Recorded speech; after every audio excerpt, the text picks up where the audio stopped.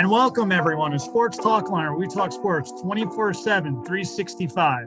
Now, in today's episode of Battle for the Big East, we got coming in from your local airport, the Big East icon in the making, John Fanta. John, how are you today? Oh, Tom, it's always good to be with you. It means that college basketball is here. I love joining you to talk hoops. It's always fun. I'm doing great. I mean, as we talk, we're inside 2 weeks away from a new season, a season with fans back in the buildings, a ton of storylines to this college hoop season with a lot of experience back. So I couldn't be better, my friend, because it means that here we go. Hoops is back if I'm talking with Tom McAlister. Yes, thank you, John. You know, I really feel like the comparison I can think of is if you need a favor, you go see Don Corleone the day of his daughter's wedding. If you want to talk Big East basketball, we talk to John Fanta. So first off, I'm going to jump right into it right here, right now. So, you know, I know you kind of called in some predictions last year. You were kind of a heavy favorite for the St. John's basketball team. And you know what? They delivered. But instead of focusing on teams, which player in the Big East, returning player, do you see making the big jump in the 2021-2022 season? Great question. I'm going to go out to Cincinnati. I think that Colby Jones is poised for a big-time season. As a freshman, he provided some real flashes. He showed he could score the basketball. He's built up his body. He's put on muscle. And I talked with Travis Steele a couple weeks ago, Tom, and he said that, look, Paul Scruggs is our heart and soul. People might say that Zach Fremantle or somebody else is our second best player. He felt that Colby Jones was his second best player. So that spoke volumes to me because I think Jones is going to be a bucket getter for the Xavier Musketeers, and I think that he's put on the frame. I love Colby Jones' potential at Xavier, and I think that for the Musketeers to get back to the NCAA tournament, they're going to need the sophomore guard to take the next step and be consistent. Yes, you know, John, you brought up a good point with Xavier. When you look at him on paper, they got Paul Scruggs coming back on the perimeter. They got Fremantle in the post. They're going to be a tough out in Big East play. Now, we already kind of mentioned the returning players. We talked about before previously, they changed the transfer rule. Now players don't have to sit out if they want to transfer. This also goes for the Big East made that decision too, where you can transfer between Big East schools, which could make things interesting down the line. But which transfer to the Big East, and there's plenty to select, which transfer do you see being the best transfer this season? It's a great question. I think that the most important transfer to a team is Kadari Richmond coming from Syracuse to Seton Hall. And I say that, Tom, because if you pinpointed a reason why Seton Hall did not make the NCAA tournament last year, it was because they didn't have consistency in point guard play. They had Sandro Mamukelashvili, a dynamic forward who stretched the floor and made plays. They had Jared Rhoden, who really came on at the end of last year. But remember, a lot of times those guys had to take the ball off the floor to just keep things under control for Seton Hall. Kevin Willard is relying on the Syracuse transfer, a New York City kid who now has a flame lit under him. Not sure if you've seen it yet, but Jim Boeheim made sure that he got some knocks in on Kadari Richmond, and the fact that Richmond didn't cut it for him. I think you're talking about a player, a sophomore, who is really, really motivated to come into this Seton Hall program and prove himself. And if Seton Hall has guard play, think about the fact they've got Rhoden on the wing, Miles Cale on the wing. They bring in a USF transfer in Alexis Yetna. They already have an X-Factor type of guy in Tyree Samuel. And oh, by the way, they have a 7-footer in Iko Biadu. If Kadari Richmond comes in and impacts this Seton Hall team on both ends of the floor, then the Pirates are going to be a top 5 team in the Big East without question. So for me, the most important transfer is Richmond. I think he has it in him to be the best transfer. Now, you know, full disclaimer, John, am I correct that you're a Seton Hall alumnus? Just so we got that in, do I have that part right? You do have that part right. Absolutely. And I think that you could go in a lot of different directions. But like if we look at transfers around the Big East for a moment, let me think about it this way. Okay. So Butler has a quality addition in Ty Gross. He led the MAC in scoring and rebounding, but going from the MAC to the Big East, it can be a level up. And Butler already has a lot of pieces. Daryl Morcell comes from Maryland to Marquette. Daryl Morcell could be a guy that you could say he's the best transfer. He might end up with the best numbers, but I don't know if he's the best player on a winning team. That's my issue there with Morcell. I think he's a good complementary player. Marquette's going to ask him to be their best player. Jack Nungy goes from Iowa to Xavier. Jerome Hunter transfers in to Xavier as well. There have been a lot of transfers. Like Villanova and UConn, they didn't take them. You could argue maybe Al Durham at Providence, but I think it remains to be seen just how consistent Al Durham can be offensively in a Friars offense that has struggled at times. I just look at Seton Hall and I see a gaping hole at point guard play, and I think that Richmond can be able to handle it. So that's why I went with him. That's fair and understandable. And you mentioned UConn and Villanova. Remember, UConn Villanova didn't lose anyone to the transfer portal.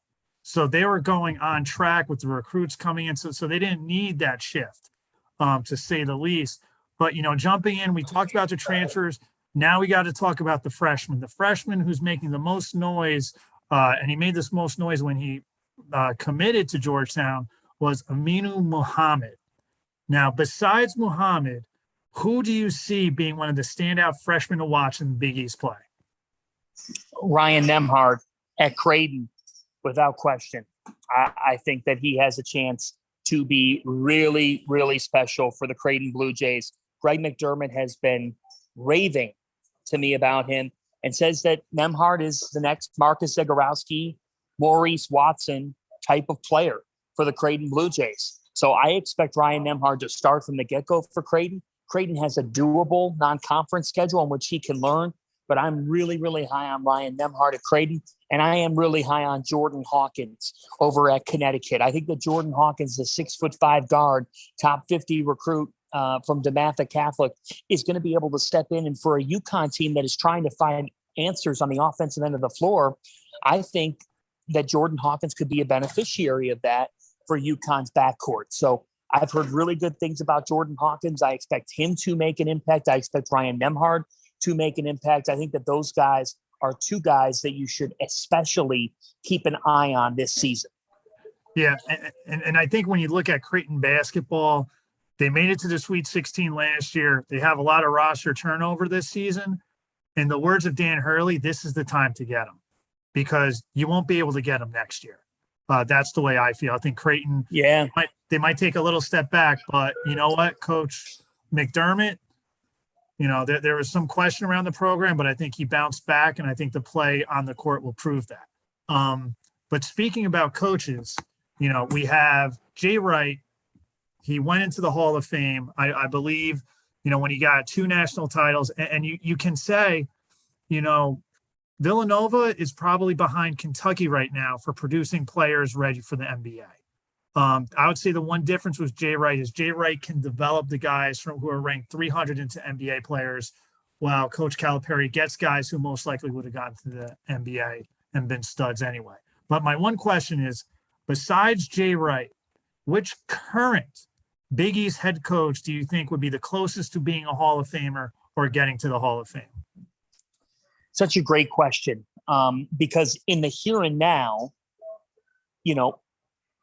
St. John's head coach Mike Anderson has never had a losing season. He's never had a losing season as a head coach. He's a proven winner. So, Tom, if Mike Anderson gets St. John's on a deep NCAA tournament run and makes the Elite Eight or does something crazy like that, could you then have just cause to say, hey, over the course of his career, Mike Anderson has been a Hall of Fame type of coach? I don't think that you would give him a nod now, but I think he has some unwritten chapters he can still accomplish. If you look around the Big East, look, I don't think that the cupboard is full of Naismith Hall of Fame candidates. I think in the long term, not today, Dan Hurley's going to keep UConn rolling. If you look at their recruiting, the recruiting says, hey, that they could be a Final Four team in a couple of years if everything goes their way. So I think that those are the two guys that I would say. And then I wouldn't be surprised, like Bill Russell just went in as a coach this past September. So what happens if Patrick Ewing, does something else at Georgetown? He's won a Big East tournament. Let's say he has a great year at Georgetown or a great 2 or 3 years at Georgetown where he finally puts it together. And then he gets a call to the NBA and he's able to be an NBA head coach and do some good things there. the Hall of Fame loves to honor people for giving their lives to basketball. There's a situation where they could call Patrick Ewing. Maybe he doesn't have as much accomplishments as other coaches who are going in, but they want to give it back to someone who already gave their life as a player. And so they give them an honor as a coach, even though they might not have been as great of a coach as they were a player. So those are some of the scenarios. I don't think that you're looking at a situation where any of the Midwest head coaches would be in the Hall of Fame category. I don't think Ed Cooley or Kevin Willard fit that mold. I think it's a limited class to pick from. Yes, a few national titles will definitely sway the vote. Mike Anderson, I think if he makes consistent runs to the Sweet 16, Elite Eight, as I'm wearing red, and John was a Seton Hall on this. I'm a St. John's Legacy person. But, speaking about Hall of Fame, make a Hall of Fame decision right now and hit that like and subscribe button so you can see all our episodes of Battle for the Big East. But, I know I mentioned this earlier on, and, if you look in the archives, John, you were buying St. John's last preseason. If you're an investor, you'd be able to retire off that decision, to say the least. But I wish I could, Tom. You know what? If I invested in Zoom and Google and Apple, oh boy, I'll be doing this for fun. Well, actually, I am. But which team do you see in 2021, 22 being that sleeper pick, the one that everyone's kind of like, they're not going to be good, but could be a top 5 team? Because there's always that one team in the conference that pulls that off. Yeah, I've been thinking about this for a while. And I'm going to go with Butler. Okay. And I say that because I think that they defend and rebound really well, and that's how you stay in a game. And for me, last year, they got impacted big time by COVID. And on the offensive end of the floor, they never were able to really establish much of a consistent rhythm until the end of the season. At the end of the season last year, by the season's end, they had wins over Villanova, Creighton, Seton Hall. They beat Xavier. They came back from 19 down to beat Xavier in the Big East tournament. The Butler Bulldogs have 6 players in their 5th or 6th season of college basketball. 6 players in their 5th or 6th season. They have a point guard, Aaron Thompson, who controls the game and avoids turnovers. Chuck Harris. I'm telling you, Tom, Chuck Harris is ready to take an even bigger step. When you were asking me about sophomores in the conference who could take a leap, somebody who could take that next step, it was hard for me not to pick Chuck Harris and to go with Colby Jones. Chuck Harris was the first Butler freshman last season to lead the team in scoring in 40 years. That says a lot about Chuck Harris and his ability to fill it up. You've got Bryce Enzi and Bryce Golden. You have Ty Gross, a really good transfer. A freshman in Seamus Lukosius, a 6'6" kid from Lithuania, who will help their backcourt as well. Butler's deep. They're experienced. Experience wins in college basketball. And playing at Hinkle Fieldhouse helps you win too. I am bullish on the Butler Bulldogs and could see them finishing in the top 4 of the Big East Conference this season. Yes, you hear it now. Fanta made his proclamation. Go in, buy the Butler Bulldogs on the Big East Stock Exchange. Fanta knows what he's talking about. I got to agree with you on that point too. I think Butler has a lot coming back, and they also played a lot stronger towards the end of the season. And Hinkle Magic, it's just teams. It rattles teams. It's tough to get wins on the road in Hinkle Fieldhouse, to say the least. And speaking about going in tough places to play and the live atmosphere, because fans are going to be back, John Fanta, I'm going to try to talk to the fan, John Fanta. What Big East rivalry game are you most looking forward to in this upcoming season? Wow. I am going to go with your St. John's Red Storm, because I think that the Red Storm are in for another quality year.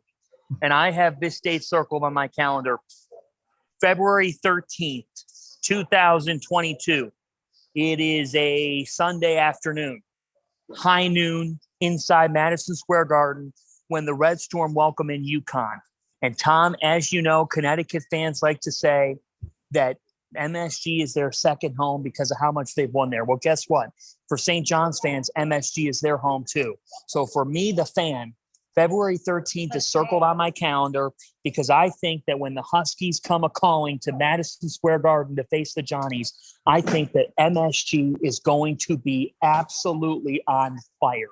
That's the game that I'm more excited for than anything, because I think it's got major potential to have MSG just absolutely electrifying between two teams who I believe will make the NCAA tournament this season. I think that St. John's is fascinating. Like, you asked me who the best transfer is.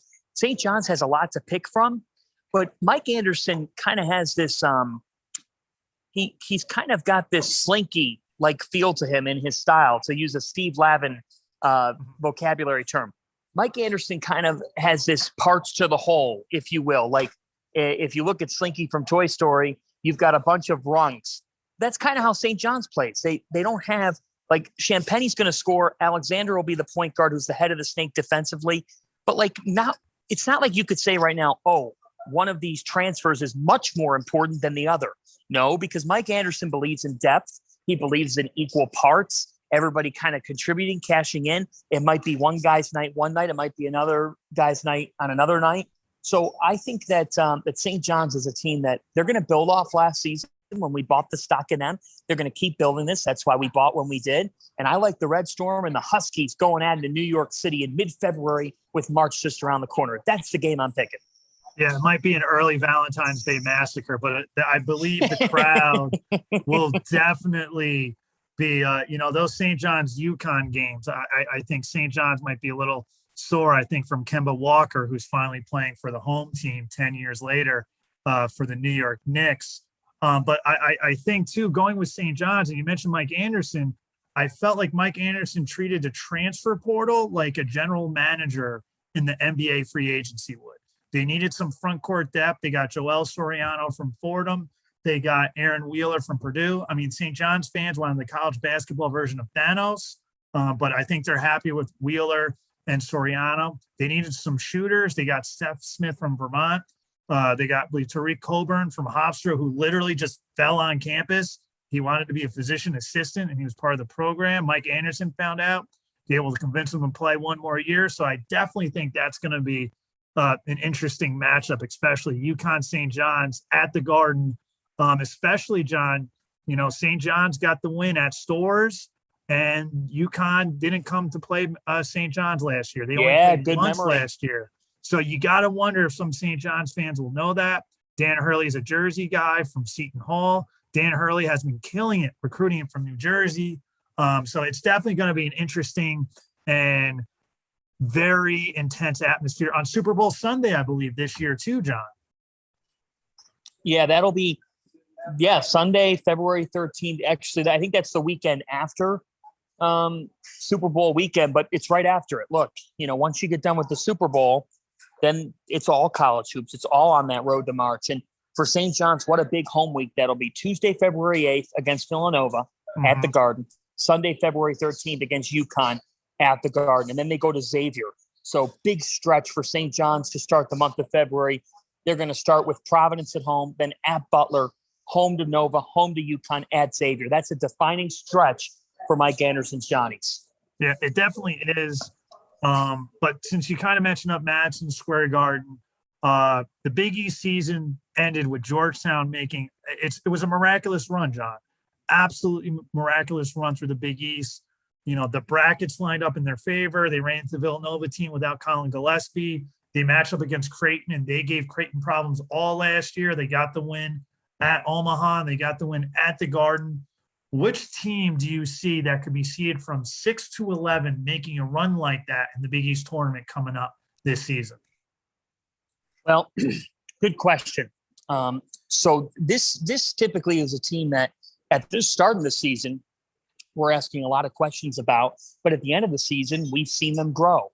And the team that I'm going to go with is Ed Cooley's Providence Friars. And I say this because you have a stalwart big man in Nate Watson to man the paint for you.